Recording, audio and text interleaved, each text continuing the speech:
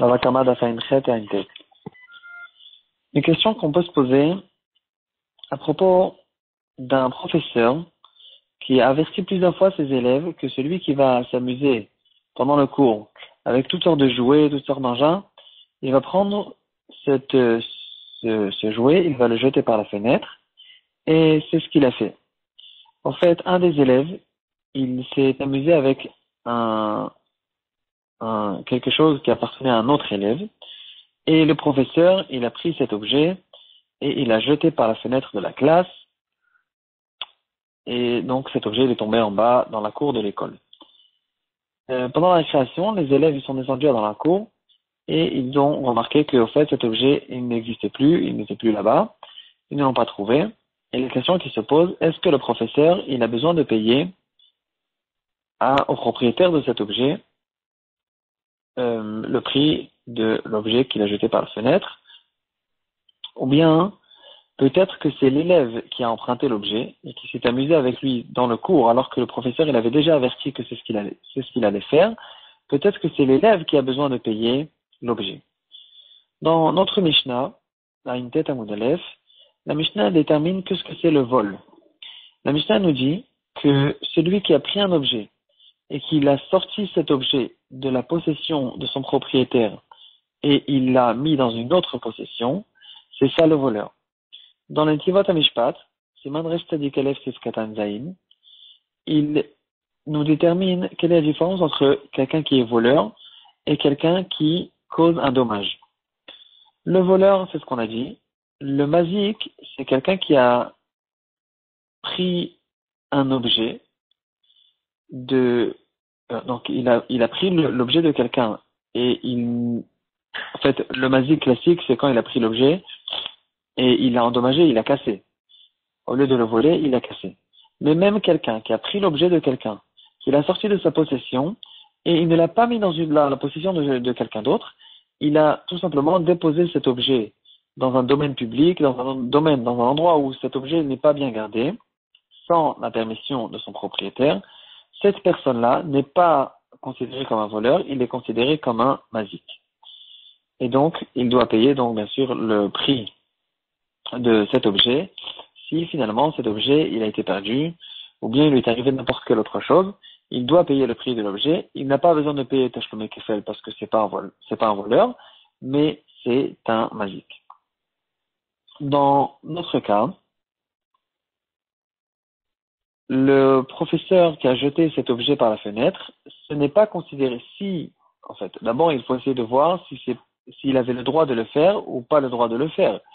Mais même si on dit qu'il n'avait pas le droit de le faire, d'abord, ici, on est dans une suga de mazik, pas dans une suga de voleur. Donc, bien sûr que si l'objet il s'est cassé en bas, alors, c'est mazik classique, normal. Mais même dans le cas où l'objet il ne s'est pas cassé, puisque la cour de récréation, c'était pas un endroit où l'objet il sera bien gardé, et c'est ce qui s'est passé, finalement, cet objet il a été pris, alors, le professeur qui a mis cet objet, il a sorti de la possession du propriétaire, il a mis cet objet dans l'endroit où il ne va pas être bien gardé, ici le professeur c'est considéré comme un mazik. La question qu'il reste à vérifier, c'est est-ce que le professeur il a le droit de le faire ou il n'a pas le droit de le faire. Parce que s'il a le droit de le faire, alors bien sûr qu'il n'a pas besoin non plus de payer dans le cas où ça a été perdu. Dans Masechet Makot, d'Afret Amoudbet, la Gemara nous dit que le professeur il est comme le père. Donc de la même manière que le père il a le droit de faire certaines choses pour l'éducation de ses enfants, le professeur aussi a le droit de faire ces choses-là. Et donc, de la même manière que le père, il peut, par exemple, faire toutes sortes de punitions, il a le droit même, dans le cas où c'est ça sa seule possibilité, de frapper son fils. Alors, c'est ce qu'il doit faire, et c'est ça en fait, c'est pour ça qu'il est son père, c'est pour ça qu'il doit l'éduquer. Ici aussi, le professeur, il est là pour ça. Si il a tout fait, il a fait tout ce qu'il fallait, et il remarque qu'il n'y a aucune possibilité de remettre cet enfant sur le droit chemin, il a même le droit d'utiliser certaines choses, de le frapper ou de donner n'importe quelle autre punition dans le cas où c'est ça ce qu'il doit faire. Et au contraire, s'il ne le fait pas, il est Arur Osem Alechat Hashem Remiya, euh, et ne se comporte pas comme ce qu'un professeur doit se comporter. Une autre raison chez le professeur, c'est que le professeur, il est payé. Il reçoit un salaire pour éduquer les enfants. Et donc, s'il ne le fait pas, il n'a pas le droit de prendre son salaire. C'est du vol. Il ne peut pas utiliser ce salaire. Et donc, il doit faire ce qu'il doit faire pour mettre les enfants dans le bon chemin. La deuxième raison qu'on vient de donner, ça concerne non seulement les professeurs de Kodesh, mais même les professeurs de Chol. Il faut essayer au fait de déterminer est-ce qu'il y a eu des changements, est-ce qu'aujourd'hui en fait, quelle est la raison pour laquelle on envoie les enfants à l'école? Est-ce que c'est pour se débarrasser d'eux et avoir un peu de silence dans la maison pendant quelques heures? Ou bien c'est plus que ça? Est-ce qu'on considère les professeurs comme des gens qui sont nos envoyés pour participer à l'éducation de nos enfants? Ou bien les écoles d'aujourd'hui, c'est plus du tout comme ça? C'est une question qu'on va mettre pour l'instant à part. Et en tout cas, de manière générale, dans les temps normaux, les professeurs des écoles, surtout les professeurs de Kodesh, ils participaient pour de vrai au chinour des enfants et ils avaient le droit de faire ce qu'ils ont besoin de faire pour le chinour. Bien sûr, tout dans la normalité et commencer gentiment et continuer avec certaines punitions gentilles. S'ils n'arrivent pas à redresser les enfants que en donnant des punitions plus difficiles, alors c'est ce qu'il doit faire.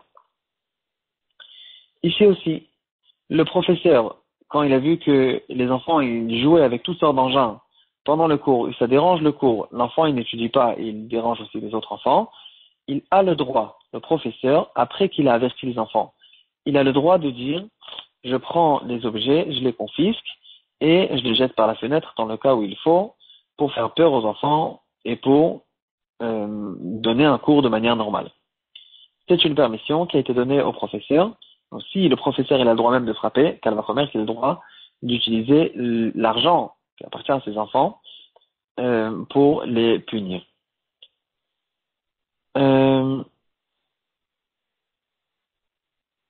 Le Shulchan Aruch qui concerne la halachot des professeurs se trouve dans Yoredea Siman Resh Memhes et Fiyud. Là-bas, le Shulchan Aruch nous dit que si le professeur il a tout essayé, il a vu que ça ne marche pas, alors il a le droit de frapper les enfants. Bien sûr qu'on ne parle pas de frapper fort. Dans le cas où il frappe fort, il cause un dommage à l'enfant, il sera chayav, comme n'importe quelle personne qui a frappé, des 5 choses, nezek, ta'aripou, shevet, pochette. On parle, bien sûr, de frapper gentiment et d'utiliser tout ce qu'il a besoin de faire pour l'éducation de ses enfants. En tout cas, en revenant dans le cas qu'on a vu, confisquer des objets, c'est quelque chose qui a été permis dans le cas de besoin, et donc le professeur avait le droit de prendre cet objet et de le jeter par la fenêtre, et donc il n'a bien sûr pas besoin de payer dans le cas où cet objet a été perdu.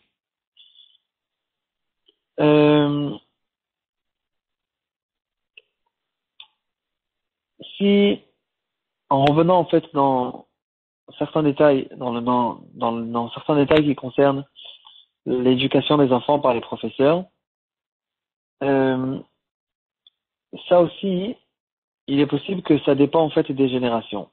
Puisque le professeur, il utilise l'autorité qu'il a reçue des parents pour tenir la classe et éduquer les enfants, alors ça dépend quelle est l'autorité qu'ils lui ont donnée et ça dépend des habitudes qu'il y a dans ces endroits et dans ces générations, comment en fait on a l'habitude d'éduquer les enfants. Donc, par exemple, dans notre génération, c'est la plus grande des avérotes de dire que le professeur a le droit de frapper. Donc il est possible que de frapper, les professeurs n'ont plus le droit de le faire parce que c'est pas une autorité qu'ils ont reçue des parents, mais de confisquer, si je me trompe pas, c'est des choses qui existent encore, et donc il a le droit de le faire, comme on a répété plusieurs fois dans ce shiur.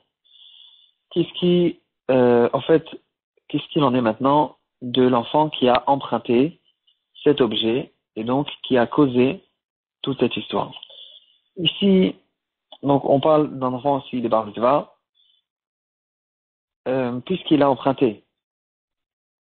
Non seulement euh, c'est-à-dire, non seulement s'il était chômé chinam, c'est-à-dire cet enfant, il lui a dit garde-moi cet objet, et il l'a mal gardé, et c'est finalement l'objet est tombé chez le professeur qui l'a jeté par la fenêtre, même dans ce cas-là, c'est considéré comme une pshia, parce qu'après que le professeur les a avertis que c'est ce qu'il allait faire, alors il y a ici une pshia qui a été faite, Kalvachomer dans le cas où cet enfant il lui a prêté l'objet, et lui, au lieu d'utiliser en cachette sans que le professeur remarque, ou peut-être en récréation, il ne l'a pas fait.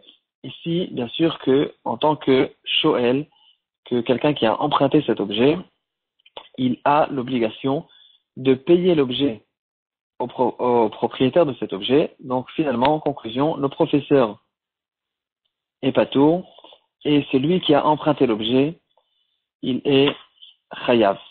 Dans le cas où le professeur il ne les a pas avertis, juste il s'est énervé et quand il a vu que quelqu'un utilisait cet objet, s'amusait avec un jouet pendant le cours, il a pris l'objet et il l'a jeté par la fenêtre.